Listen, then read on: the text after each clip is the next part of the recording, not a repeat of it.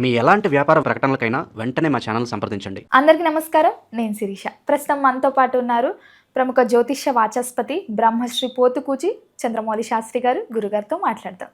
నమస్కారం గురుగారు. ఓం నమః శివాయ.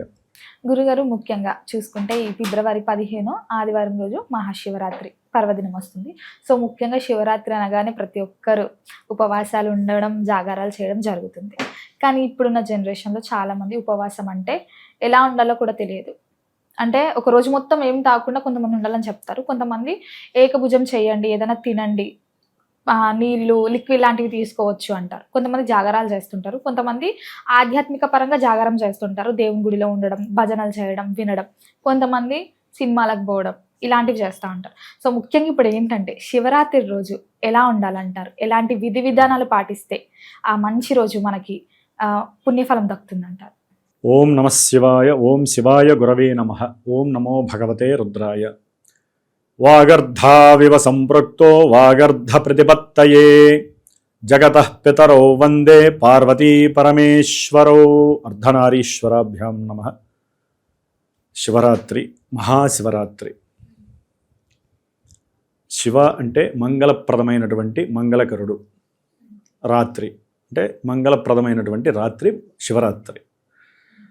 మనకి ఉన్నటువంటి 12 మాసాలలో ప్రతి అమావాస్యకి ముందు రోజు కానీ త్రయోదశి, చతుర్దశి కలిసినటువంటి రోజు. అంటే త్రయోదశి ప్రదోషకాలం, సాయంకాలం ప్రదోషకాలంలో ఉండాలి, ప్లస్ చతుర్దశి ఉండాలి రాత్రి కాలంలో.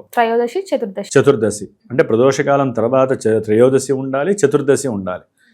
ఈ రెండు కలిసి ఉన్నటువంటి రాత్రిని మనం శివరాత్రి అంటాము. ప్రతి నెల మాస శివరాత్రి, అంటే మాస అంటే నెలకొక శివరాత్రి ఉంటుంది. ఈ 11 మాస శివరాత్రికి కలిపి 12వది మాస శివరాత్రి ప్లస్ మహాశివరాత్రి.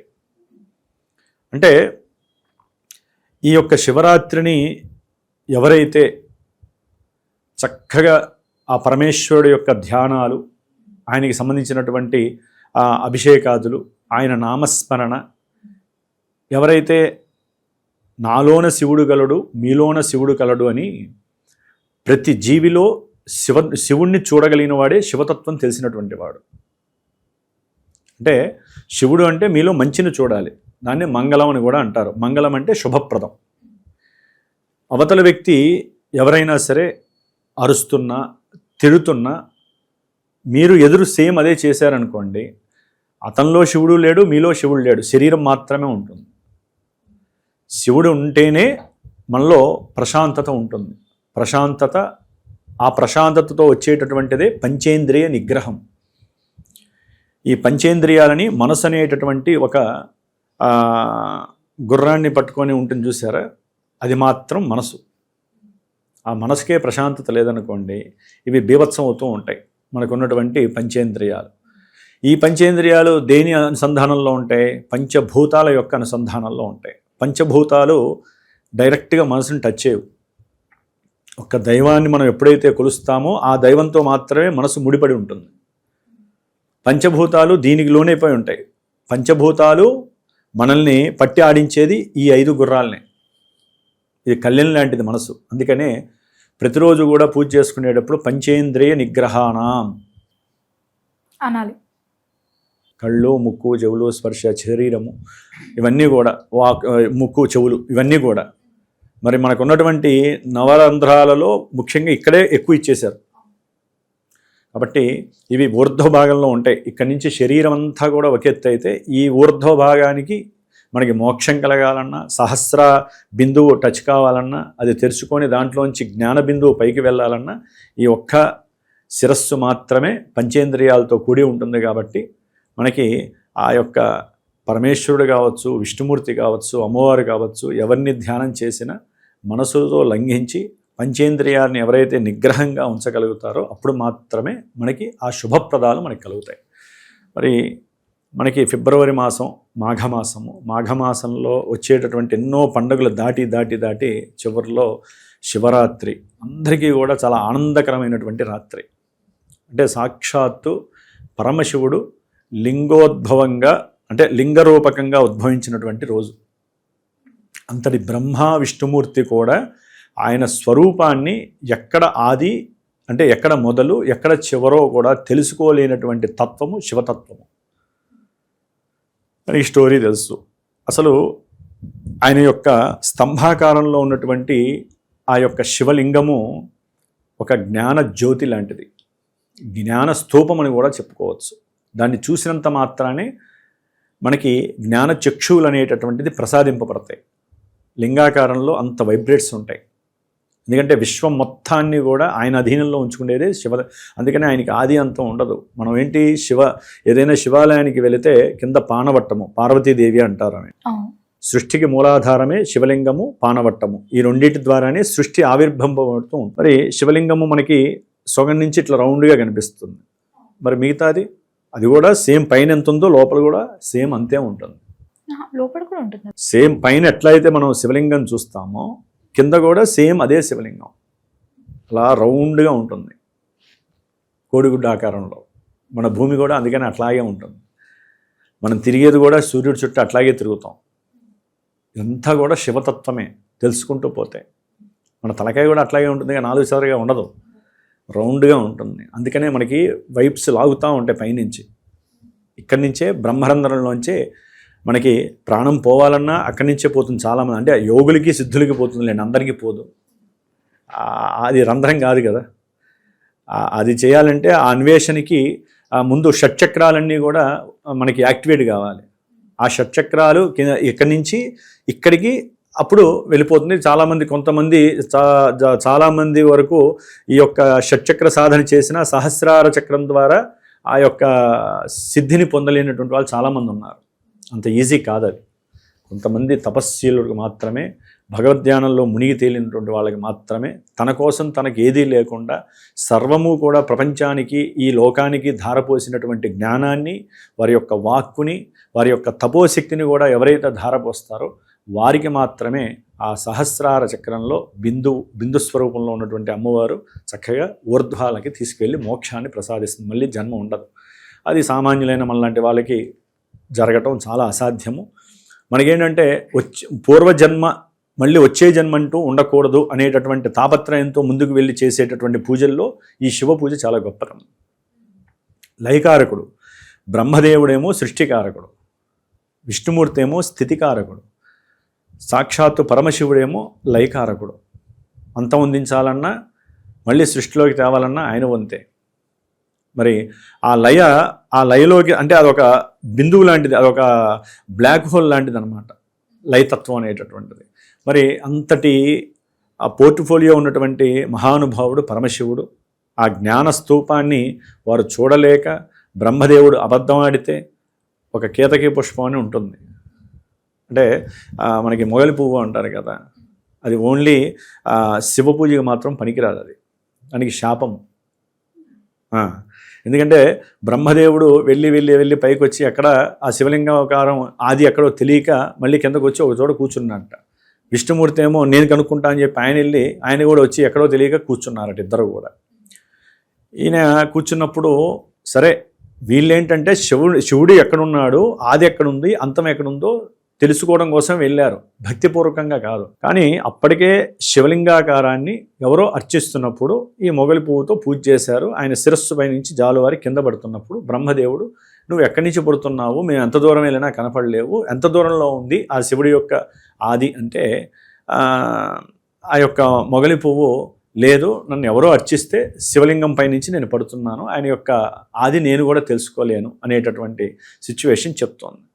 అప్పుడు బ్రహ్మదేవుడు సరే పరమశివుడు వీళ్ళిద్దరిని అడిగారట, సరే నా యొక్క తత్వం తెలిసిందా, ఆది ఏంటో అంతం ఏంటో అని చెప్తే విష్ణుమూర్తి ఏమో నాకు తెలియలేదయ్యా, నేను వచ్చి కూర్చున్నాను.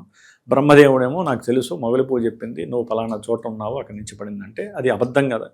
అందుకని మొగలి పువ్వుకి శపించాడట, నువ్వు నా పూజకి అర్హత లేదు, నీకు ఓన్లీ స్త్రీల యొక్క శిరస్సును ధరించడానికి మాత్రమే నీకు అర్హత ఉంది అని శాపము ఇచ్చాడు, వరాన్ని ఇచ్చాడట పరమశివుడు. అట్లాగే ఆయనకి అర్చించేటప్పుడు మండపంలో అలంకారానికి ఉపయోగించవచ్చు, ప్రత్యక్షంగా మాత్రం నాకు అర్చనకి నీ యొక్క పుష్పాన్ని వాడకూడదని చెప్పి ఆయన శాపం చేశాడు. అయితే బ్రహ్మదేవుడికి కూడా శాపం ఇచ్చాడు, నువ్వు అబద్ధం చెప్పావు కాబట్టి నీకెక్కడా కూడా పూజలు పునస్కారాలు ఈ భూలోకంలో జరగవు, నీకంటూ దేవాలయాలు కూడా ఉండవు, అని చెప్తే ఈయన బాధపడితే, సరే నీకు బ్రహ్మత్వము అంటే పూజలు పునస్కారాలు చేసేటప్పుడు మాలాంటి వాళ్ళు వచ్చి కూర్చొని మీ చేత పూజలు చేస్తున్నప్పుడు మమ్మల్ని బ్రహ్మ అంటారు. బ్రహ్మగారు వచ్చారు, కూర్చొని పూజ చేయిస్తారు, వారికి దక్షిణ ఇచ్చి బ్రహ్మగారికి ఇచ్చి నమస్కారం చేయండి అంటారు. అంటే ఆ పదాన్ని బ్రాహ్మడికి పురోహితుడికి ఇచ్చారనమాట. అట్లాగే మనకి ఇక విష్ణుమూర్తికి ఏమో ఇక ఆయనకి శపించడానికి ఏం లేదు కదా, ఎందుకంటే ఆయన ఉన్న విషయం చెప్పాడు, నేను వెళ్ళాను నాకు దొరకలేదు అని చెప్తే సరే ఆయనకి ఉత్సవమూర్తి. అట్లాగే ఆయనకి కూడా ఎన్నో రకాలైనటువంటి ఉత్సవాలు జరుగుతూ ఉంటాయి కాబట్టి ఆ ఉత్సవాలు జరిగేటప్పుడు బ్రహ్మోత్సవాలు అని చెప్పి ఇంకో రెండో వరాన్ని కూడా బ్రహ్మదేవుడికి ఇచ్చాట పరమశివుడు. బ్రహ్మదేవుడికి ఇది ఒక వరంలాగా ఇచ్చాడు, కానీ డైరెక్ట్గా పూజ చేసేటటువంటి స్థితి మాత్రం ఆయనకి ఇవ్వలేదు చతుర్ముఖ బ్రహ్మగారికి. అందుకని బ్రహ్మోత్సవాలలో అట్లాగే బ్రహ్మత్వంగా ఆయనకి 2 వరాలుగా ఇచ్చాడని చెప్పి శాస్త్ర పురాణం చెప్తోంది.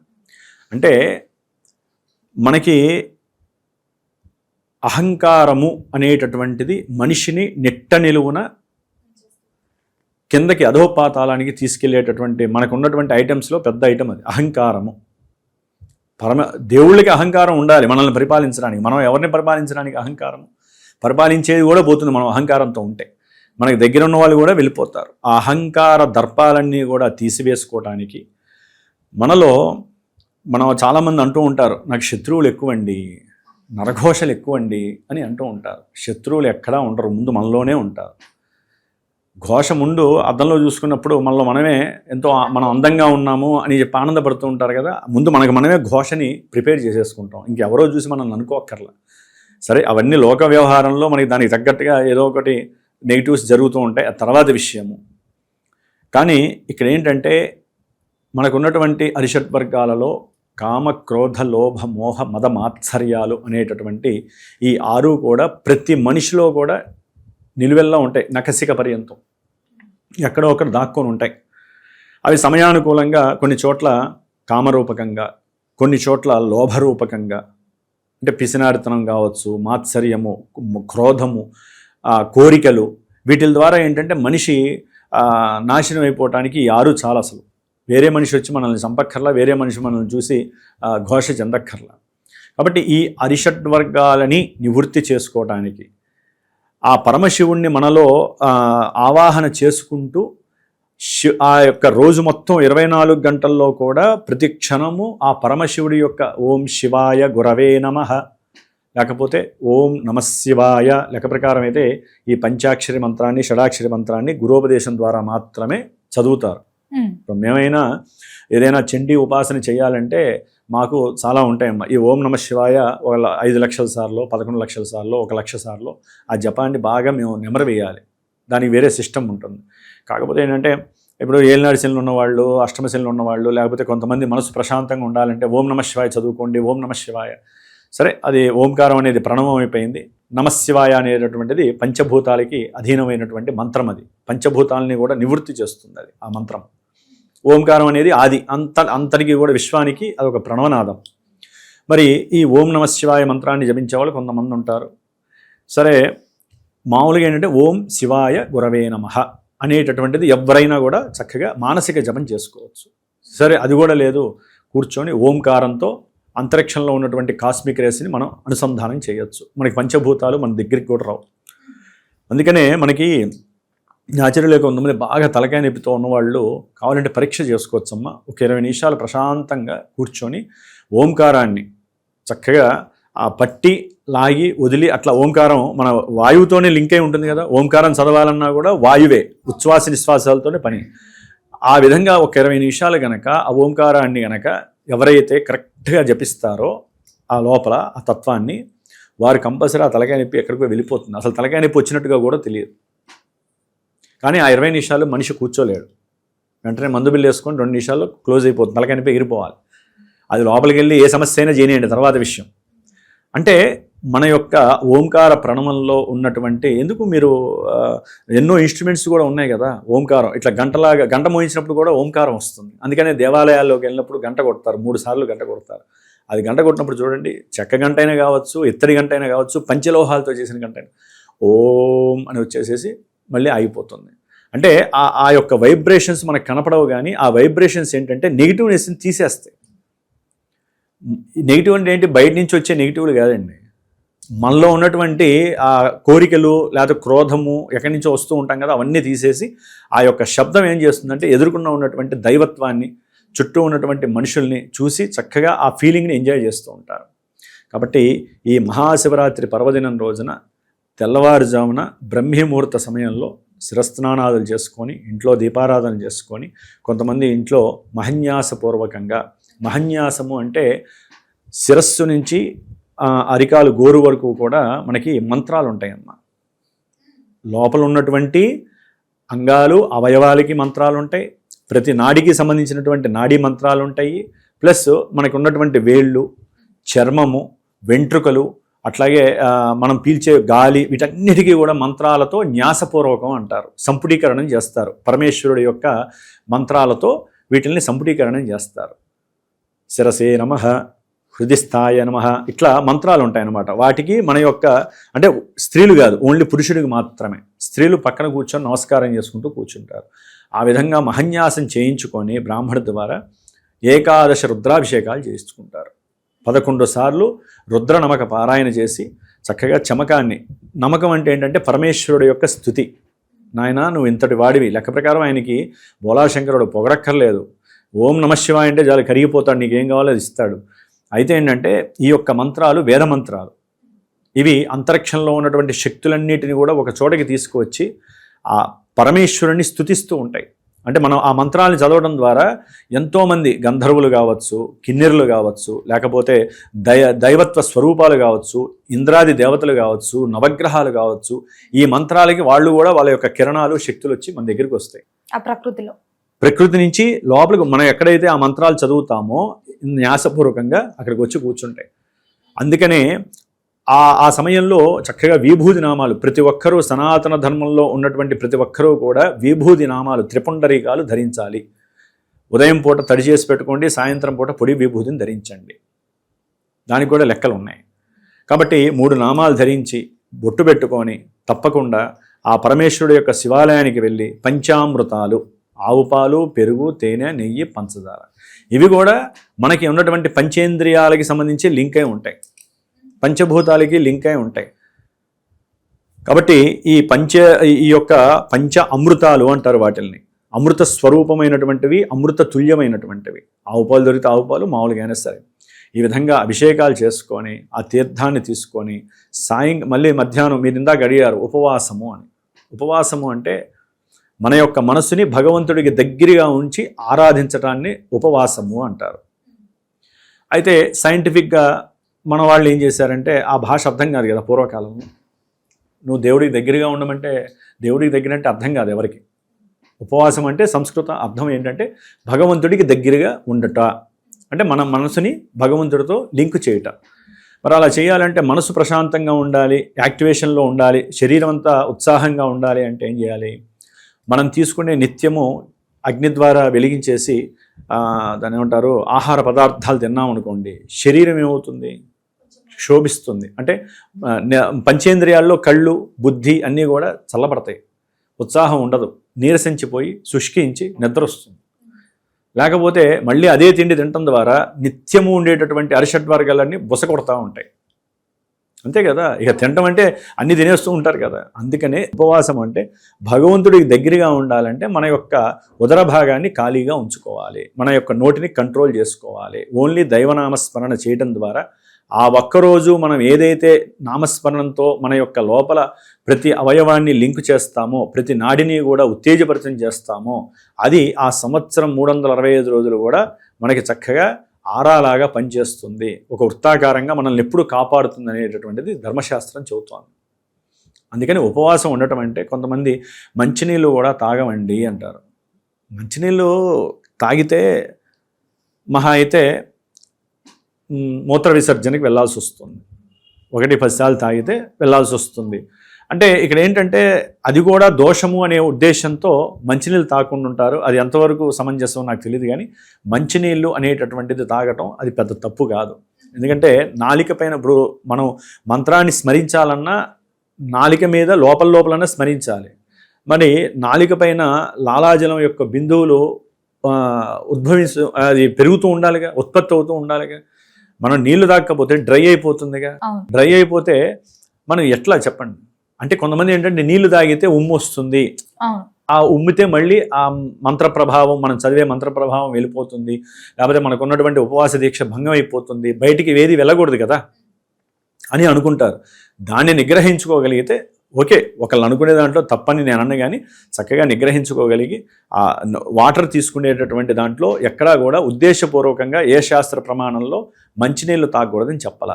ఏకభుక్తము లేదా నక్తము లేదా పూర్తి ఉపవాస దీక్ష నియమం చేసి తెల్లవారుజామున కళ్యాణం చూసి అన్నసమారాధనలో చేసేసుకొని భోజనం చేస్తారు. పూర్తి ఉపవాస దీక్ష. దాంట్లో మంచినీళ్ళు తాగొద్దు అని చెప్పలేదు. ఫ్రూట్ జ్యూసులు ఇంట్లో ఫ్రూట్స్ తినచ్చు. దీన్ని పూర్తిగా బాధపెట్టి శరీరం ఒక్కసారి అదుపు తప్పుతుంది.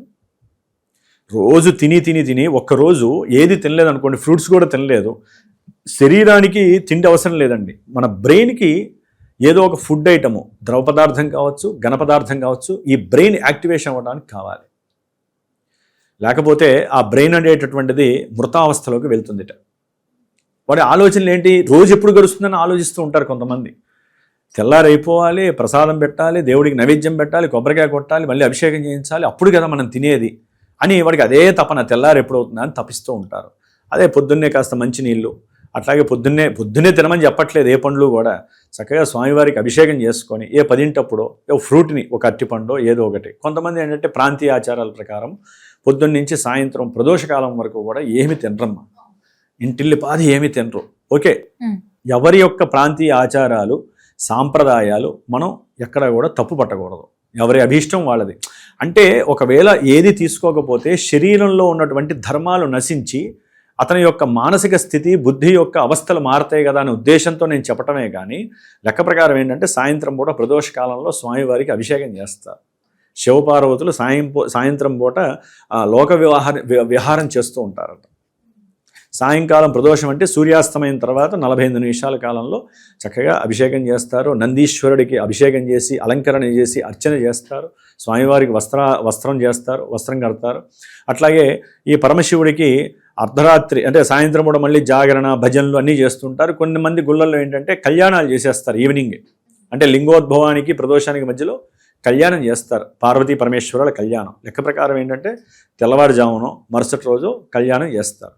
అయితే ఏంటంటే ఇప్పుడున్న కాలమాన పరిస్థితులు మారిపోయినాయి కాబట్టి తెల్లారి మళ్ళీ ఎవరి ఉద్యోగాలు వాళ్ళకి, లేకపోతే ఇదంతా నైట్ ఎఫెక్షన్ ఉండి పడుకునే వాళ్ళు కొంతమంది ఉంటారు, ఆరోగ్యం సహకరించక అట్లా కొన్ని గుళ్ళల్లో ఏంటంటే తత్వ ప్రకారము మళ్ళీ దానికి ఖర్చులు చాలా ఉంటాయి కాబట్టి పనిలో పని అన్నట్టుగా చక్కగా సాయంత్రం పూటే 8కో 7కో శివ కళ్యాణం, పార్వతీ పరమేశ్వరుల కళ్యాణం చేస్తారు. వివాహం కాని వాళ్ళు, వివాహైన వాళ్ళు అందరూ కూడా ఆయన నక్షత్రాలు శిరస్సు మీద వేసుకోవచ్చు. ఎందుకంటే ఆది దంపతులు, వారిని మించిన దంపతులు అయితే లేరు, వారే ఆది దంపతులు. సృష్టిని చేసింది వాళ్ళిద్దరే కాబట్టి. తర్వాత లింగోద్భవం అనేది ఒక సమయం ఉంటుంది. లింగోద్భవ కాలము ఒక లగ్నంలో ఒక సమయం నిర్దేశిస్తారు. ఆ సమయంలో మాత్రమే ఆ పరమశివుడు అంటే ఆ కిరణాలు, అంతరిక్షంలో ఉన్నటువంటి కిరణాలు మన భూమి మీదకు పడుతూ ఉంటాయి. అమృత కిరణాలు, అమృత బిందువులు. ఆ సమయం సాధ్యమైనంత వరకు 11:30 నుంచి 12:40 మధ్యలోనే ఉంటుంది. అర్ధరాత్రి పూట, సాయంత్రం అర్ధరాత్రి ఏదైనా 12 తర్వాతే ఉంటుంది అటు ఇటుగా. ఒక్కోసారి 12కి ముందు ఒక 5 నిమిషాలు 10 నిమిషాల ముందు ఉండొచ్చు, 12 తర్వాత ఉండొచ్చు. ఒక సమయం నిర్దేశిస్తారు. ఆ సమయంలోనే స్వామివారికి చక్కగా అభిషేకాలు, మళ్ళీ మహన్యాసం చదివి దేవాలయాల్లో ఇవన్నీ అభిషేకాలు చేసి అన్నాభిషేకం చేస్తారు. అంటే గురుగారు, అన్నము నేతిలో వేయించి బియ్యాన్ని నీళ్లతో కడగకుండా దేవాలయాల్లో కానీ ఇళ్లలో కానీ కొంతమంది చేసుకుంటారమ్మా. ప్రతి ఆరుద్ర నక్షత్రం ప్రతి మాసంలో ప్రతి మహాశివరాత్రికి దేవాలయాల్లో కానీ ఇళ్లలో కానీ మా పీఠంలో కూడా నేను చేస్తూనే ఉంటాను. ఆ అన్నాన్ని చక్కగా హవిస్సు అంటారనమాట. వండేసేసి నమక చమకాలతో, పురుష సూక్తంతో, మన్యు సూక్తంతో, స్త్రీ సూక్తంతో స్వామివారికి అభిషేకం చేస్తారు. ఇంట్లో అయితే ఇంట్లో మగవాళ్ళు చేస్తారు, లేదా గుళ్ళల్లో పూజారి గారు చేస్తారనమాట. అన్నాభిషేకం చేసి ఆ అన్నము మరుసటి రోజు ప్రసాదంగా ఏ దద్దోజనంగానో ఏ పొంగలిగానో చేసి వచ్చిన వాళ్ళందరికీ పెడతారు. అంటే ఆ యొక్క శక్తి ఆ సమయంలో అన్న రూపకంగా ఉంటుంది. ఎందుకంటే అన్నాన్ని ఎందుకు పెడతారంటే మన శరీరంలో పంచకోశాలు అని ఉంటాయి. ప్రాణకోశము, అన్నమయ కోశం అని చెప్పి, ఓం ప్రాణాయ స్వాహ, ప్రాణాయ స్వాహ, వ్యానకోశం అని ఇట్లా 5 రకాలు ఉంటాయి. మనం నైవేద్యం పెడతాం కదా, అవి ఆయనకి కాదు మనకే, మనలో ఉన్నటువంటి కోశాలకి నైవేద్యం పెడతాం. పంచభూతాలు వాటికి లింక్ అయి ఉంటాయి. మనం ఎప్పుడైతే ఆ మంత్రం చదువుతామో పంచభూతాలు వాటిని ఆవాహించి తీసేసుకుంటాయి, అవి పైకి అందజేస్తాయి. కాబట్టి ఇవన్నీ కూడా ఇంటర్లింక్ థియరీ సిస్టమ్ ప్రకారం ఉంటాయమ్మ. చెప్పుకుంటూ పోతే మనకి చాలా ఉంటాయి. కొంతమందికి అర్థం అవ్వచ్చు, కొంతమందికి అర్థం కావచ్చు. ఏదో పిచ్చో ఎర్రో అందరం చేస్తున్నాము, తెలియకుండా అనుభూతిని ఆ యొక్క వ్యవస్థలో మనం కూడా పార్టిసిపేట్ చేసి ఆ పుణ్యాన్నంతా కూడా మనందరం పొందుతున్నాం. కొంతమంది తెలియక ఇట్లా అంటూ ఉంటారు. పరమశివుడికి అయితే పరమశివుడు, విష్ణుమూర్తి అయితే విష్ణుమూర్తి, పంచభూతాల ద్వారా తీసేసుకుంటారు. మనసు ప్రధానం. కాబట్టి ఈ విధంగా చేసుకుంటూ బ్రాహ్మడికి కొంతమంది మరుసటి రోజు స్వయంపాకం ఇస్తారు. స్వయంపాకం ఇచ్చి బ్రాహ్మణులు లేదా కొంతమంది ఇంటికి పిలిచి భోజనం పెడతారు, కొంతమంది అన్నదానాలు చేస్తారు. ఈ విధంగా శివరాత్రిని చాలా విశేషంగా చేసుకుంటారు. కొంతమంది శివాలయాల్లో ఉదయం పూట అభిషేకం చేసినటువంటి పాలు ఉంటాయి కదమ్మా, పాలు లీటర్లు తీసుకెళ్లాల్సిన అవసరం లేదమ్మా. చక్కగా వాళ్ళకి అవకాశం ఉన్నంత వరకు పాలు, పెరుగు, తేనె, నెయ్యి, పంచదార మొత్తం కలిపి తీసుకువెళ్ళచ్చు. లేదా కొంచెం తీసుకువెళ్ళి స్వామివారికి ఇస్తే వాళ్ళు ఎట్లయినా అందరూ కూడా కలిపేస్తారు. దాంట్లో కలిపితేనే ఓ గంగాళం అయిపోతాయి. చక్కగా చేస్తారు. ఆ తీర్థాన్ని చాలామంది ప్రసాదంగా ఇస్తారు స్వామివారికి అభిషేకం చేసిన తర్వాత. కొంతమంది ఇట్లా అంటారు, స్వామివారికి చేసినటువంటి తీర్థాన్ని తీసుకున్నప్పుడు ఎందుకు అభిషేకం చేసావు, ఎందుకు నీ శరీర ధర్మాన్ని నువ్వు ఉపవాసం అనేటటువంటి దీక్షను ఎందుకు ఆచరిస్తున్నావు, నువ్వు వండుకొని తినకుండా ఉండాలని చెప్పి మాత్రమే చెప్పారే కానీ స్వామివారి యొక్క శిరస్సుపై నుంచి చక్కగా అభిషేకం చేసి ఆ పంచామృత తీర్థం అమృతమైపోతుంది. ఆల్రెడీ అమృతం అది. అవును. శివలింగాభిషేకం చేసిన తర్వాత మరి తీర్థం తీసుకోకపోతే అదంతా దేనికండి? కొంతమంది అండి, అందరూ కాదు, అందరూ చక్కగా పరమ పవిత్రంగా తీసేసుకుంటారు. అంటే నేను అనేది ఏంటంటే అవి దాదాపుగా చాలామంది ఏం చేస్తారంటే దాంట్లో అన్ని పసుపులు, కుంకాలు, అభిషేకాలు చేసేసి ఆ పంచామృతాన్ని వృధా చేస్తారు. పంచామృతం వరకు చక్కగా శివుడికి అభిషేకం చేసి దాన్ని పక్కన పెట్టి మళ్ళీ తర్వాత ఆయనకి అమ్మవారి స్వరూపం ఉంటుంది కదా కింద, పసుపుతో, కుంకుమతో, గంధముతో, చందనముతో, విభూతితో, కొబ్బరి బోండా నీళ్లు, చెరుకు అనేది మన మనసుతో సమానం. అందుకని చెరుకు నీళ్ళతో చేయడం ద్వారా మన మనసుకు ఉన్నటువంటి కొన్ని భ్రష్టత్వమైనటువంటి ఆలోచనలు తొలగిపోతాయి, మనసుకు పట్టిన కొన్ని పీడలు పోతాయి. అందుకని చెరుకు రసంతో చక్కగా స్వామివారికి అభిషేకం చేస్తారు. కొబ్బరి, నారికేలము, అది కూడా మనసుకి సంబంధించింది. ఒక్కొక్క దానికి ఐశ్వర్యాలు, నవరసాలు అని చెప్పి ఒక్కొక్క పండుతో అభిషేకం స్వామివారికి చేస్తారు. అంటే ఆయనకి అభిషేకం చేస్తున్నప్పుడు ఆ సువాసనలు బయటికి వస్తూ ఆ చూసినందుకు నేత్రదోషాలు పోతే, ఆ సువాసనలకి మన ముక్కులో ఉన్నటువంటి కొన్ని పెరిగిన కండ దోషాలు కానీ, లేదా మనకు ఉచ్ఛ్వాస నిశ్వాసాలలో మనకంటూ కొన్ని సూర్యచంద్రులకి సంబంధించినటువంటి దోషాలు ఏమన్నా ఉంటాయి జాతక రూపంలో, అవన్నీ కూడా వెళ్ళిపోతాయి. అంటే ఆ పండ్లు యొక్క సువాసనలు అవన్నీ వస్తూ ఉంటాయి. దేవాలయం తిరుపతి లడ్డు తినక్కర్లా, జస్ట్ ఆ తిరుపతి గోపురం దగ్గరికి వెళ్ళి నుంచుంటే చాలు, శరీరం అంతా కూడా ఒక లడ్డు తిన్నంత ఆవాహన అయిపోతుంది. మరి ఇవి కూడా అంతే. ఈశ్వరుడికి మనం చక్కగా అభిషేకం చేయటం ద్వారా ఆ చేసినటువంటి సమయంలో వచ్చేటటువంటి ఆ మంత్రాలు, బ్రాహ్మడు ఉచ్చరించే మంత్రాలు, కర్ణ దోషాలు తొలగిపోతాయి. ఆ స్వామివారికి అభిషేకం చేసేటప్పుడు కొంతమంది కూర్చొని ధ్యానం చేస్తారు. ధ్యానం చేసేటప్పుడు ఇంట్లో కూర్చో, దేవుడి ఎదురుగుండా ఎందుకు కూర్చుంటావు? దేవుడికి అభిషేకం చేస్తున్నప్పుడు చక్కగా ఆయన్ని చూస్తూ కూర్చో, క్షణం కూడా రెప్పాల్చకుండా కూర్చోవాలి. ఒక దేవుళ్ళ కూర్చోవాలి. దేవతలందరూ వచ్చి ఉంటారు అక్కడ ఆ మంత్రాలకి. పూజారి గారు చదువుతున్నప్పుడు కొంతమంది చెవిలో పెట్టేసేసుకొని అభిషేకం చేస్తూ ఉంటారు. గోత్రనామాలు చెప్తే అభిషేకం బ్రాహ్మడి చేస్తాడు. నేను చూశానండి, నేను దేవాలయంలో 25 ఏళ్ళు చేశాను కాబట్టి. చెవిలో పెట్టుకుంటారు చంద్రశేఖర అష్టకమని, లేకపోతే ఇంకా రకరకాల సహస్రనామాలని, శివుడికి సంబంధించినవి వింటూ ధ్యానంలో కూర్చుంటారు. చెవులు మూసేసి, కళ్ళు మూసేసి, నోరు మూసేసి, దేనికి? శివుడి దగ్గరికి ఎందుకు వచ్చావు నువ్వు? చక్కగా అన్నిటినీ రివీల్ చేసి స్వామివారి మీద ఏకాగ్రత దీక్షతో స్వామివారిని చూస్తూ ఆ మంత్రాలను విని పారవస్యం చెంది బ్రాహ్మణ్ణి గౌరవిస్తూ ఆ మంత్రాలు చదువుతున్నప్పుడు మీరు ఓం శివాయ గురవే నమః, లేకపోతే ఓంకారం ఓం నమః శివాయ మంత్రాన్ని కనుక మీరు సంపుటీకరణను లింకు చేసినట్లయితే మీ మనసు, మీ బుద్ధి, మీ పంచేంద్రియాల శక్తి అన్నీ కూడా ఆ మంత్రాలతో పాటుగా ఈశ్వరుడికి ఆవృతం అవుతూ ఉంటాయి. ఇంత శక్తిని వదులుకొని చాలామంది తెలియక మా గోత్రనామాలు చెప్పండి అంటారు కానీ అభిషేకం చూసేవాళ్ళు ఎవరు ఉంటారు చాలా వరకు. నేను గమనించి చెప్తున్నాను. గోత్రనామాలు చెప్పండి, అభిషేకం చేసేటప్పుడు మాత్రం అన్నీ వదిలేసేయండి. అహం బ్రహ్మాస్మి, లేకపోతే నేను శివుడు, ఎదురుకుండానే శివుడు ఉన్నాడు. కొంతమంది గుళ్ళల్లో గొడవలు పడుతూ ఉంటారు. ఏది వద్దు, మీలో శివుణ్ణి ఆవాహన చేసుకోండి. ఆ రోజల్లా మీద 364 రోజులు ఆయన వచ్చి మీ శరీరంలో ఆయనే వచ్చి కూర్చుంటాడు. అంతటి శక్తి శివరాత్రి రోజు ఉంటుంది. కాబట్టి మన యొక్క ప్రతి చర్య వికృత రూపకంగా కాకుండా మన యొక్క ప్రతి చర్య ప్రకృతికి ఆనందకరంగా ఉండేటట్టుగా, ప్రకృతిలో ఉన్నటువంటి కిరణాలను మనం శక్తి రూపకంగా తీసుకునే విధంగా చేసేటటువంటి ఈ మహాశివరాత్రి కార్యక్రమంలో అందరూ కూడా పరమ పవిత్రమైనటువంటి భావనతో అందరినీ కూడా పరమశివానో లేకపోతే శివానో లేకపోతే శ్రీమాత్రే నమహానో లేకపోతే ఎవరైనా ఫోన్లు చేసినప్పుడు అంటే మన సనాతన ధర్మంలో ఇది పెంచుకోవాలమ్మా. హలో అనేటటువంటి మాటను తీసేసి ఓం శ్రీమాత్రే నమః లేకపోతే ఓం నమో నారాయణాయ లేకపోతే ఓం నమః శివాయ లేకపోతే ఓం కృష్ణాయ, కొంతమంది అంటారు హరే రామ్ అంటూ ఉంటారు, రాధే రామ్ అంటూ ఉంటారు. కాబట్టి ఏదో ఒక మన సనాతన ధర్మంలో ఉన్నటువంటి దేవుడి యొక్క నామాలని చక్కగా ఉచ్చరిస్తూ ఉంటే అవతల వ్యక్తి కూడా, కోపంలో ఉన్న వ్యక్తి కూడా శాంతింపబడతాడు. మనలో ఉన్నటువంటి మనం ఎవరినన్నా అరుద్దాం అనుకున్నా ఈ మాటతో సంబోధించడం ద్వారా పవిత్రత లభిస్తుంది. రెండు పక్కల నుంచి మీరు ఎప్పుడైతే శ్రీమాత్రే నమః అన్నారో అవతల వ్యక్తి హలో అని వెంటనే శ్రీమాత్రే నమః అంటారు. లేకపోతే ఓం నమః శివాయ అని ఈ వ్యక్తి అంటే అవతల వ్యక్తి కూడా హరో అని వెంటనే అంటే మన భావనలు అలా కలిసిపోతాయి. ఆ మాటతో అప్పటి వరకు ఉన్నటువంటి ఎన్నో దోషాలు తొలగిపోయి ఈ ఫోన్ చేసినటువంటి ఇరువురు కూడా చక్కటి సంభాషణాపరమైనటువంటి వ్యవహారంలో ఉంటారే. మరి ఇక్కడే ఇంత శక్తిని మనం ప్రదర్శిస్తున్నప్పుడు శివరాత్రి రోజున ఉదయం నుంచి అర్ధరాత్రి 1, 2, 3 వరకు కూడా మళ్ళీ జాగరణ చాలా విశేషమైనటువంటి శక్తి అమ్మ. జాగరణ చేయటం ద్వారా దాదాపు కొన్ని కిలోమీటర్లు ఆ యొక్క శక్తి మనకి ప్రసరింపబడుతూ ఉంటుంది. భజనలు చేసేవాళ్ళు ఒకప్పుడు. తెల్లారు మీరు అన్నట్టుగా సినిమాలు, అది కొంతమంది ఈ సినిమా ఫీల్డ్ వాళ్ళు, సినిమా టాకీస్ వాళ్ళు దాదాపు ఒక 30-40 ఏళ్ల నుంచి కూడా పాతకాలంలో, ఇప్పుడంటే మన చేతుల్లోనే సినిమా థియేటర్లు ఉన్నాయనుకోండి సెల్ ఫోన్స్ ద్వారా, ఇప్పుడు ఎవరు వేయట్లేదు. కొన్ని ఊర్లలో అయితే ఎప్పటికీ వేస్తున్నారు. సాయంత్రం 6 నుంచి అర్ధరాత్రి వరకు 3 సినిమాలు తక్కువ రేటుకి. చిన్నప్పుడు కూడా అట్లాగే వేసేవాళ్ళు, మనకి తెలియక వెళ్ళేవాళ్ళం. తర్వాత కదా తెలిసింది సినిమాలు కాదు కావాల్సింది జపము, లేకపోతే స్వామివారి యొక్క స్తోత్ర సంకీర్తన, లేకపోతే భజన్స్. శివుడి యొక్క భజన్స్ చాలా చక్కగా పాడతారమ్మా. అలా పాడి తెల్లవారి చక్కగా స్నానం చేసి అభిషేకం చేసేసుకొని స్వామివారి యొక్క ప్రసాదం ఏదైతే అన్నాభిషేకం చేస్తారో ఆ ప్రసాదాన్ని తీసుకొని అప్పుడు అప్పుడు వాళ్ళ ఇంట్లో వాళ్ళు దేవాలయాలకి నుంచి ఇంటికి వెళ్ళి చక్కగా పరమ పవిత్రంగా ఆ యొక్క శివరాత్రి పూజని అందంగా స్వీకరిస్తారు. కాబట్టి శివరాత్రి అంటే మంగళకరమైనటువంటి రాత్రి. ఈ యొక్క శివరాత్రిని ఎవరైతే మానసిక అదుపు తప్పి ప్రవర్తించకుండా బుద్ధి జ్ఞానంతో ఎవరైతే చేస్తారో, స్వామివారు సాక్షాత్తు శివలింగం అంటే ఒక జ్ఞానస్వరూపం, ఒక జ్ఞానశక్తితో ఉన్నటువంటి ఒక అద్భుతమైనటువంటి ప్రకృతిలో నిలబడినటువంటి పరమశివుడి యొక్క స్వరూపము. అందుకనే శివుడి యొక్క స్వరూపం ఎక్కడా ఉండదు, మనం ఏదో సృష్టించుకున్నాం.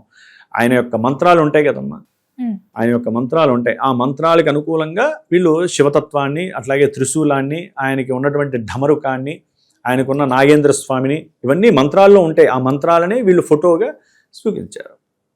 ఏ మనిషి అన్నా చూడగలమా? శివలింగాన్ని చూస్తేనే ఆనందపడిపోతాం, శివుని చూస్తే ఇంకేముంది, మోక్షమే. కాబట్టి ఆ శివలింగాన్ని ఎవరైతే చక్కగా చూసి తరిస్తారో, ఎవరైతే ఈ ఉపవాస దీక్షని ఆచరించి, అది ఒక పూట తిని ఒక పూట కొంతమంది ఉండలేని వాళ్ళు ఉంటారు, అభిషేకం చేసుకొని మధ్యాహ్నం చక్కగా భుజించవచ్చు. రాత్రికి ఏం తినకుండా ఫ్రూట్స్ లేకపోతే ఏదైనా పలహారం తీసుకుంటారు. లేదా సాయంత్రం అభిషేకం అయిపోయిన తర్వాత రాత్రిపూట ఇంత భుజించే వాళ్ళు ఉంటారు, అది నక్తము. తెల్లవారుజామున పూర్తిగా అంత అయిపోయాక తెల్లవారి పూజ చేసుకుని తినేవాళ్ళు ఉపవాస దీక్ష. ఈ విధంగా ఎవరి అనుకూలంగా వాళ్ళు చేసుకోవచ్చు. ఏదైనా సరే పాలు, ఎవరైనా సరే పాలు వచ్చినటువంటి వాళ్ళకి ఉదయం నుంచి మధ్యాహ్నం వరకు కూడా గ్లాసుల్లో పోసిస్తూ ఉంటారమ్మా. కొన్ని చోట్ల మజ్జిగిస్తారు, పాలిస్తారు గ్లాసుల్లో పోసి, అంటే కళ్ళు తిరగకుండా. ఈ శివరాత్రి పూజలు ఎట్లా ఉంటాయంటే వెళ్ళి కూర్చుంటే 3 గంటల వరకు వాళ్ళు అక్కడే ఉంటారు, అంతమంది జనం ఉంటూ ఉంటారు. కాబట్టి ఆ పాలను స్వీకరించి కూర్చోవచ్చు. మంచినీళ్ళు, ఎవరైనా సరే మంచినీళ్ళన్నా గ్లాసుల్లో ఒక ఇస్తూ ఉండండి, పాలు ఇవ్వండి, మజ్జిగ ఇవ్వండి. ఇట్లా ఏదో ఒకటి తినే పదార్థాలు తప్ప పళ్ళతో సంబంధం లేకుండా నాలికలోంచి లోపలికి వెళ్ళిపోయేటట్టుగా ఏది ఇచ్చినా సరే ద్రవ పదార్థాన్ని స్వీకరిస్తే కళ్ళు తిరగకుండా ఉంటాయి. లేకపోతే దాని తర్వాత మందు పిల్లలు వేసుకోవాల్సిన పరిస్థితి వస్తుంది. కాబట్టి చాలా చక్కగా ఈ యొక్క మహాశివరాత్రి పూజని, ఆరాధనని చేసుకొని ఆ పరమశివుడి యొక్క అనుగ్రహాన్ని పరిపూర్ణంగా అందరూ పొందుతూ సౌభాగ్యాన్ని, పుత్రపౌత్రాభివృద్ధిని, వంశాభివృద్ధిని, గోత్రాభివృద్ధిని, అట్లాగే ఈ యొక్క జన్మ సార్థకత చేసుకుంటూ ఈశ్వరారాధన నిత్యము చేసుకునే వాళ్ళకి కైలాస మోక్ష ప్రాప్తి కలుగుతుందని శాస్త్రం చెబుతోంది. కాబట్టి అందరికీ కూడా ఆ పరమశివుడి యొక్క అనుగ్రహం పొందుదురుగాక అని ఆశీర్వదిస్తూ ఓం నమో భగవతే రుద్రాయ. గురుగారు, మాకు తెలియని ఎన్నో మంచి విషయాలు తెలియజేసినందుకు ధన్యవాదాలండి. శుభమస్తు.